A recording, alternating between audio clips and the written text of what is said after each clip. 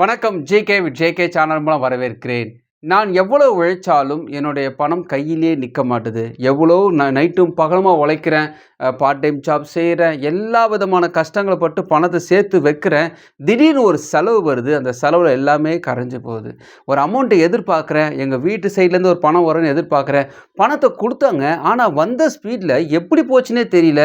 இப்போ பார்த்தீங்கன்னா எங்கடா அந்த பணம் காணாம போச்சுன்னு தெரியல. ரொம்ப கஷ்டமாக இருக்குது. மாறாக கடன் மேலே கடன் வந்துக்கிட்டே இருக்குது. இந்த கடன் அந்த கடன்னு டிபெண்ட்ஸ் ஒவ்வொன்றுமா வந்து நிற்குது என் முன்னாடி. என்ன பண்ணுதே தெரியல. இந்த பணத்தை நான் எப்படி கையாளுதுன்னு தெரியல. என் பர்ஸில் எப்பவும் கிரெடிட் கார்டும் வெறும் துண்டு சீட்டுகளும் ரசீதுகளும் இதுதான் இருக்குது. எல்லா விதமான கடனும் என்னை நெருக்கிறது இல்லாமல் அதுக்கேற்ற மாதிரி நான் உழைப்பை கொடுத்தாலும் என்னுடைய பணம் கையில் நிற்காததுனால எனக்கு டென்ஷன் மேலே டென்ஷன் வருது. எவ்வளோ உழைச்சாலும் கையில் நிற்க மாட்டுதே. என்ன தான் பண்ணுறதுன்னு தெரியாத ஒரு சூழ்நிலை இருந்தீங்கன்னா இந்த வீடியோ உங்களுக்கான ஒரு வீடியோ. கடந்த 4 விதமான வீடியோஸ்லேயும் சிந்தையை பற்றியும் ஆழ்மனதை பற்றியும் பேசிக்கான விஷயங்கள் ஒவ்வொரு ஸ்டெப்பாக சொல்லியிருப்பேன். இந்த வீடியோ உங்களை அடுத்த ஸ்டெப்பு கொண்டு போகும். கடன் இல்லாத ஒரு வாழ்க்கைக்கு உங்களை கொண்டு போகிற முக்கியமான 5 பாயிண்ட்டை தான் இந்த வீடியோவில் நம்ம பார்க்க போகிறோம்.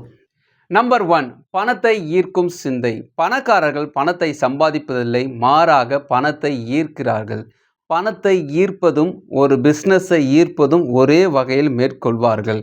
நீங்கள் எங்கே இருந்தாலும் உங்களை அவர்களுடைய அட்டென்ஷனில் கொண்டு வருவாங்க. உதாரணத்துக்கு உங்கள் வீட்டில் நீங்கள் இருக்கிறீங்க, உங்கள் தெரு ஓரத்தில் ஒரு காய்கறி கடை வண்டி தள்ளிட்டு வராரு. அவர் பார்த்திங்கன்னா ஃப்ரெஷ்ஷான காய்கறிகள் தான். அவர் கூவும் போது எப்படி சொல்லுவார்னா ஃப்ரெஷ் கறி ஹேர் சொல்லுவார்.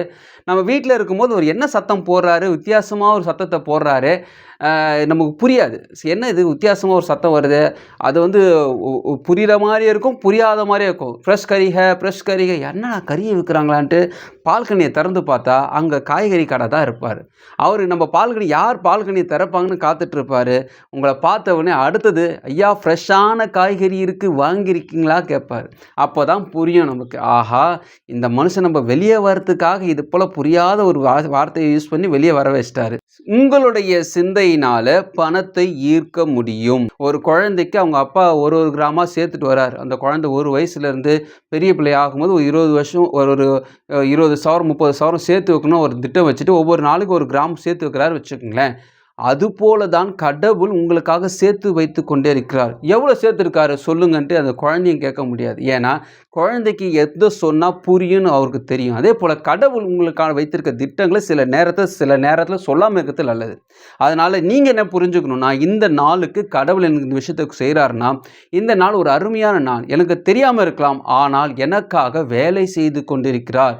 என்னோட வரக்கூடிய அனைத்து விதமான விஷயங்களும் ஒவ்வொரு நாளும் ஸ்டெப்பாக எனக்காக வேலை நடந்துட்டுருக்குன்னு நீங்கள் நம்ப ஆரம்பிக்கணும். இது போல் உங்கள் சிந்தையில் அதிர்வுகளை உண்டு பண்ண இந்த சிந்தையானது பணத்தை கொஞ்சம் கொஞ்சமாக ஈர்க்க ஆரம்பிச்சிடும். நம்பர் 2, உங்கள் செழிப்பான எதிர்கால வாழ்க்கையை உங்கள் சிந்தைக்கு தெரியப்படுத்துங்கள். உங்கள் சிந்தையை நீங்கள் யூஸ் பண்ணுறதை காட்டிலும் மற்றவர்கள் தான் அதிகமாக யூஸ் பண்ணி பயனடைகிறார்கள். இது உங்களால் நம்ப முடியுமா? அது எப்படிங்க என் மைண்டை மற்றவங்க யூஸ் பண்ணிக்கிறாங்க? உதாரணத்துக்கு சினிமா எடுத்துக்குங்க.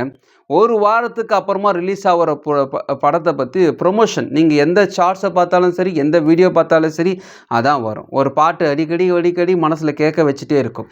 அவங்க என்ன செய்கிறாங்க பார்த்தீங்கன்னா, உங்கள் சிந்தையில் எதை போட்டாலும் முழு உடம்பையும் ஆக்கிரமித்து கொள்ள முடியும்னு அவங்களுக்கு தெளிவாக தெரிஞ்சதுனால அதை பார்க்க வைக்கவும் கேட்க வைக்கவும் 1 வாரம் 10 நாள் ட்ரெயின் பண்ணுறாங்க. நல்லா ட்ரெயின் பண்ண பிறகு ரிலீஸ் தேதி அறிவிக்கும் போது உங்களை அறியாமல் போயிட்டு திரும்ப தேட்டரில் நிற்பீங்க. உண்மையாகவே நம்முடைய சிந்தையை நமக்காக நம்ம பயன்படுத்துகிறோமா கேட்டிங்கன்னா 24 மணி நேரத்தில் 1 நிமிஷம் கூட இல்லைன்றது தான் உண்மை. நம்பர் 3, உங்கள் செழிப்பான வாழ்க்கை சிந்திக்கும் முறையை வைத்து தான் அமைகிறது. ஒரு தெரு ஓரத்தில் ஒரு பெரிய மாமரம் இருக்குது. அந்த மாமரம் இந்த சாலை வழியாக தொங்கிட்டு இருக்கு. அந்த வழியாக பார்த்தீங்கன்னா 3 பசங்க போகிறாங்க. ஒருத்தன் 5 அடி ஹைட்டில் இருக்கிறான், ஒருத்தன் 6 அடி ஹைட்டில் இருக்கிறான், இன்னொருத்தன் 4 அடி ஹைட்டு ரொம்ப குள்ளமான ஒரு பையனாக இருக்கான். இந்த 6 அடி இருக்கவங்களுடைய பார்த்தீங்கன்னா கெட்டி பிடிச்சா அதில் ஒரு 3 மாங்காய் கையில் மாட்டோம். அந்த அளவுக்கு இருக்குது, தொங்குற அளவுக்கு இருக்குது, பிடிச்சிடுறான். இந்த 5 அடி இருக்கிறவனுக்கும் கெட்டி பிடிக்கிற அளவுக்கு தொங்கிட்டு இருக்கு. ரொம்ப அவனால் பிடிச்சி எடுத்துக்கொள்ள முடியுது. இந்த 4 அடி இருக்கிறவனுக்கு சின்னதாக ஒரே ஒரு மாங்காய் தான், அதுவும் கீழே சாஞ்ச மாதிரி இருக்கிறது, ஈஸியாக பிடிச்சிடுறான். ஆனால் அவனுக்கு அது பத்தலை. அவன் என்ன பண்ணுறான்னா, இந்த 6 அடிக்கு மேலே கொஞ்சம் பார்த்தீங்கன்னு வச்சுங்களேன், ஒரு கொலையே இருக்குது. அவனுக்கு அது எடுக்கணும்னு ஆசை. அதனால அது எட்டி எட்டி ட்ரை பண்ணிகிட்டே இருக்கான். இதை மீதி இருக்கக்கூடிய 2 பேரும் சிரிச்சுட்டு அது எப்படி முடியும்னு சொல்லிட்டு போயிடுறாங்க. இவன் ஒவ்வொரு தடவையும் அந்த தெரு வழியாக போகும்போது ஜம்ப் பண்ணி தொட பார்ப்பான். அது தொடவே முடியாது. 1 மாதம் ட்ரை பண்ணுறான், முடியல. 2 மாதம் ட்ரை பண்ணுறான், முடியல. 3வது மாத துவக்கத்தில் அவனால் 9 அடிக்குமே எட்டி பிடிக்க முடியுது. 4வது மாதம் அவன் சோர்ந்து போகல, இந்த தடவை என்னால் முடியும்ன்ட்டு ட்ரை பண்ணான். அந்த மாம்பழத்தை அவன் தொட்டுட்டு வந்துட்டான். ஓ சூப்பர், நம்மளால் முடியுது முடிவு பண்ணுறான்.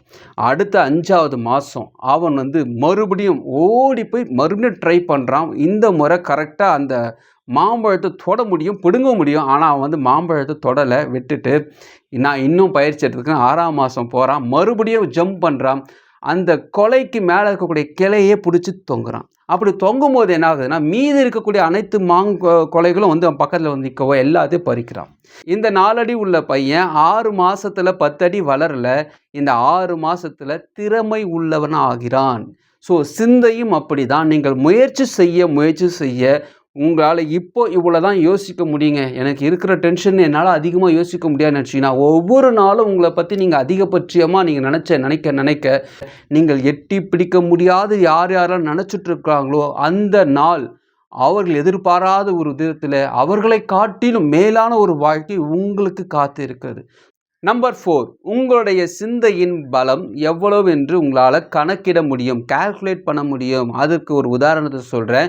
உங்களுக்கு ஒரு 10 லட்ச ரூபா இருந்தால் என் கடன் பிரச்சனை சரியாயிடும் நீங்கள் நினைக்கிறீங்க வச்சுக்கோங்களேன். இதை அப்படியே வச்சுக்கோங்க. சில பேருக்கு வீடு கட்டி முடிக்கணும் ஒரு எய்மில் இருப்பாங்க. சில பேருக்கு ஒரு கோடி ரூபாய்கிட்ட கடன் இருக்குது, இதை அடைஞ்சால் வாழ்க்கை நல்லா இருக்கும்னு நினச்சிட்டு இருப்பாங்க.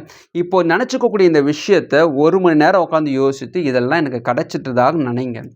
எனக்கு இதெல்லாம் கிடச்சிடுச்சு, ஒரு வேளை இதெல்லாம் கிடச்சி முடிச்சு என்னோட பிரச்சனை எல்லாம் தீர்ந்துச்சு, யாருக்கெல்லாம் கடன் கொடுக்கணும் எல்லாமே கடனெல்லாம் முடிஞ்ச பிறகு அடுத்தது என்னன்ட்டு உங்கள் சிந்தையில் கேளுங்களேன். ஒரு வெற்றிடம் உருவாகும். இந்த வெற்றிடம் என்றது என்னன்னு பார்த்தீங்கன்னா, உங்களுடைய தகுதியை நீங்களே குறைத்து கொள்வதற்கான ஒரு விஷயம். ஃபார் எக்ஸாம்பிள் 100 மீட்டர் வரைக்குமே ஓடக்கூடிய தகுதியுடையவன், நல்லா எக்ஸசைஸ் பண்ணி ப்ராக்டிஸ் எடுக்கிறார் ஒருத்தர். 100 மீட்டருக்கு நல்லா ஓடி நல்லா ப்ராக்டிஸ் ஆன ஒரு மனுஷனுக்கு திடீர்னு ஒரு ஆஃபர் வருது. ஒரு 10 மீட்டருக்கு ஓடுறதுக்கான ஒரு ஆஃபர் வருது, நீ கலந்துக்கிறியான்னு கேட்குறாங்க. ஒரு 1 லட்ச ரூபா தராங்கன்னா சந்தோஷமாக போகிறாரு. அந்த ஈஸியாக வின் பண்ணிடுறாரு. வின் பண்ணுற பிறகு அவருக்கு என்னென்னா, அப்பா ரொம்ப திருப்தி, கேட்ட பணம் கிடச்சிச்சின்னு அவர் நினைக்கிறாரு. ஆனால் உண்மையாக 10 மீட்டர் அவருடைய இலக்கு கிடையாது. அவர் பயிற்சி செய்தது, அவர் எக்ஸசைஸ் பண்ணது எல்லாமே, பிரயாசப்பட்டது எல்லாமே 100 மீட்டருக்கு. 10 மீட்டரில் கிடைக்கக்கூடிய விஷயத்துக்காக திருப்தி அடைந்து கொண்டிருக்கிறார்கள். இதே போல தான் இந்த கடன் அடைச்சா போதும், இந்த விஷயம் நடந்தால் போதும், இது நடந்தால் போதும், நீங்கள் சொல்ல இந்த போதும் என்ற விஷயம் பார்த்திங்கன்னா, நீங்கள் எவ்வளோ திறமை வாய்ந்தவர்களாக இருந்தாலும் அதை அப்படியே தாழ்த்தி நிறுத்திடும், உங்களுக்குள்ள ஒரு சர்க்கிள் உண்டு பண்ணிடும். நம்பர் 5, வழிகளை சிந்திக்காதீர்கள். இப்படி நடக்குமோ, ஒருவேளை அப்படி நடக்குமோ, எனக்கு இப்படி நடந்துருமோன்ட்டு இந்த கிடைக்க போகிற செல்வத்துக்கு நீங்களே மேப்பெல்லாம் போடாதீங்க. ஏன்னா நம்ம போடுற மேப் எதுவுமே சரியாக இருக்காது.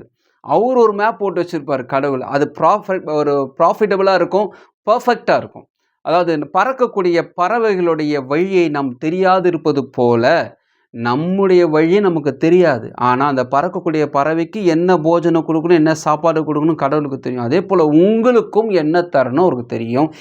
வழியை நீங்கள் சிந்திக்க இந்த சிந்தனை என்ன ஆகும் பார்த்தீங்கன்னா, அவள்தான் ஒரு விஷயத்தை டார்கெட் பண்ணி பிளான் பண்ணி வச்சுருக்கோம், நீங்கள் இப்படி வருமா அப்படி வருமானும் போது அது அப்படியே கொஞ்சம் கொஞ்சமாக கரைய ஆரம்பிச்சிடும். ஸோ எப்படி நடக்கும்ன்றது விஷயம் இல்லை, உங்களுக்கு நடக்கும். அதுக்கான நீங்கள் சிந்தையை நீங்கள் அதிகப்படுத்த அது விரைவாக நடக்க ஆரம்பித்து விடும். ஸோ இந்த வீடியோவில் பணத்தை ஈர்க்கும் சிந்தையின் சக்தியை பற்றி உங்களை சொல்லியிருக்கேன். இந்த சிந்தை சிறப்பானது. இந்த சிந்தையில் நீங்கள் என்ன சிந்திக்கிறீர்களோ அதுதான் ஆழ்மனதுக்கு போகும். ஆழ்மனதில் தங்கக்கூடிய அனைத்து விஷயங்களும் அற்புதங்களை செய்ய ஆரம்பிச்சிடும். அதனால் சிந்திக்க தயாராகுங்கள். கடவுளுக்காக வேலை செய்து கொண்டிருக்கிறார். நிறைய பேர் மனசளவிலும் ஃபினான்ஷியலியும் ரொம்ப பாதிக்கப்பட்டிருப்பாங்க. பணம் கேட்டுட்டு இருப்பாங்க, ரொம்ப கஷ்டத்தில் இருப்பாங்க. மனசளவில் ஒரு ஆறுதல் இல்லாமல், எதிர்காலத்தை பற்றி ஒரு நம்பிக்கை இல்லாமல் இருப்பாங்க. அப்பேற்பட்டவங்களுக்கு இந்த மாதிரி வீடியோவில் ஷேர் பண்ணி விடுங்க. நீங்கள் காசு யாருக்கும் கொடுக்க வேணாம். இது போல் விஷயங்களை ஷேர் பண்ணும்போது இந்த பிரபஞ்சம் பார்த்து கொண்டு இருக்கும். ஒரு மனுஷன் நல்லா இருக்கணும்னு ஒரு நல்ல விஷயத்தை நீங்கள் செய்யும் பொழுது பிரபஞ்சத்துக்கு நீங்கள் கடன் கொடுக்குறீங்க. ஸோ பிரபஞ்சம் உங்களுக்கான விஷயத்தை விரைவாக செய்ய ஆரம்பிச்சிடும். ஸோ இந்த வீடியோ உங்களுக்கு பிடிச்சமாக நினைக்கிறேன். உங்கள் ஃப்ரெண்ட்ஸுக்கு ஷேர் பண்ணுங்க, உங்களுக்கு பிடிச்சமாக. மற்றும் மறுபடியும் பார்க்கலாம். வணக்கம்.